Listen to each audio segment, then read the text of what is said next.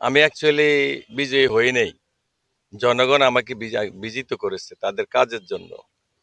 সেজন্য আমি মনে করি আমার জনগণের প্রত্যাশা অনেক বেশি। গণতন্ত্র উত্তরণের জন্য ত্রয়োদশ জাতীয় সংসদ নির্বাচন একটা গুরুত্বপূর্ণ ইস্যু।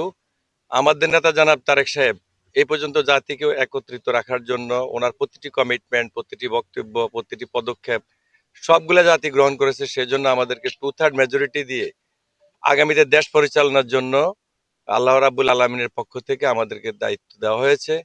আমরা সেই হিসাবে ন্যায় এবং ইনসাফের ভিত্তিতে আগামীতে বাংলাদেশ আমরা পরিচালনা করব। গণতন্ত্রকে আমরা সমুন্নত রাখবো, স্বাধীনতা সার্বভৌমত্বের প্রতি আনুগত্য থাকবে।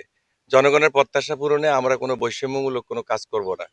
এবং বিশেষ করে ইসলামিক রাজনৈতিক দলগুলা যেভাবে আমাদের উপরে যে সমস্ত নেগেটিভ ইস্যু তৈরি করছে, এগুলা মিথ্যা এবং ভিত্তিহীন ছিল। এটা প্রমাণের জন্য আগামী দিনে বাংলাদেশ জাতীয়তাবাদী দল ইসলামিক মূল্যবোধের প্রতি আনুগত্য থাকবে এবং দেশের স্বাধীনতা সার্বভৌমত্বের প্রতি আনুগত্য থাকবে। আমরা ন্যায় নিষ্ঠা এবং সততার সহিত কাজ করব।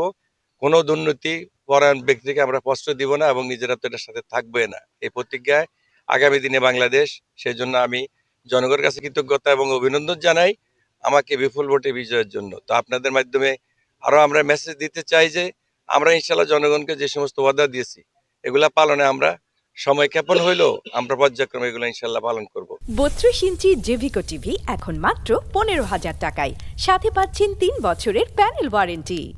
তো সবাইকে অভিনন্দন জানাই। বিশেষ করে আপনারা আমার যারা নেতা কর্মী শুভানুদ্দায়ী শাহরাস্তি হাজীগঞ্জের সকল স্তরের মানুষ আমার প্রতি ভালোবাসা দেখিয়েছে। বিশেষ করে আমি কোনো একটা দলের প্রার্থী হইলেও সকল দল মত নির্বিশেষে জাতি বর্ণ আমাকে সবাই ভোট দিয়েছেন। আমি মনে করি এখন আর কোনো দল নেই, এখন আমরা জাতি গঠনে একত্র এবং ঐক্যবদ্ধ। আমার নেতা কর্মীরা অনেক কষ্ট করেছে, আজকেও 2জন জেলে আছে, এদের প্রতি আমার অনেক সহানুভূতি। তারপরও বাংলাদেশে ত্রয়োদশ জাতীয় সংসদ নির্বাচন অনেক সুন্দর এবং মানে ভালোভাবে সম্পন্ন হয়েছে। এই জন্য আমরা ডক্টর ইউনূসকে ধন্যবাদ এবং অভিনন্দন জানাই।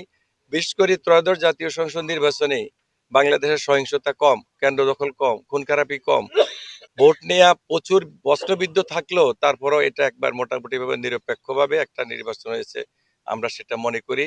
এবং আমরা যারা আগামী দিনে জাতীয় সংসদে যাচ্ছি আমরা আপনাদের প্রত্যাশা পূরণে একত্রে থাকবো। বিশেষ করে বাক স্বাধীনতাটা একেবারে পরিচ্ছন্ন থাকবে, এখানে কোনো রকমের ছাড় দেওয়া হবে না। গণতন্ত্র, বাক স্বাধীনতা, সার্বভৌমত্বের বিষয়, ধর্মের বিষয় আমরা সচেতন থাকবো।